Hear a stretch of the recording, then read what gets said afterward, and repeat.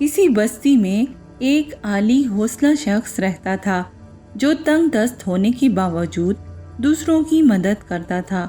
ایک دن اس کے پاس ایک شخص آیا اور کہنے لگا، میں نے ایک شخص سے قرض لیا تھا مگر وقت پر نہیں چکا سکا۔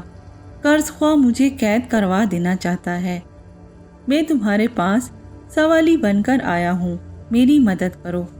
اس شخص نے جواب دیا، اس وقت میرے پاس اتنی رقم نہیں ہے کہ تمہارا قرض چکا دوں، بتاؤ میں تمہاری اور کیا مدد کر سکتا ہوں۔ سوالی وہاں سے مایوس لوٹا۔ قرض خواہ نے مقروض کو قید کروا دیا۔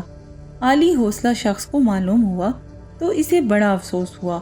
وہ اسی وقت قرض خواہ کے پاس گیا اور اس سے کہا، تم نے اپنے جس قرض دار کو قید کرایا ہے اسے کچھ دنوں کے لیے رہا کرا دو۔ وہ قرضے سے سبکدوش ہونے کے لیے کچھ کرے گا اور اگر وہ پھر بھی تمہاری رقم ادا نہ کر سکا تو اس کی جگہ میں قید کاٹوں گا، میں اس کی ضمانت دیتا ہوں۔ قرض خواہ اس بات پر راضی ہو گیا۔ قرض دار کو عالی حوصلہ شخص کی ضمانت پر رہائی دے دی گئی تو عالی حوصلہ شخص نے قرض دار سے کہا، اب تو یہاں سے بھاگ جا اور اپنی جان چھڑا، تیری جگہ میں قید کاٹوں گا۔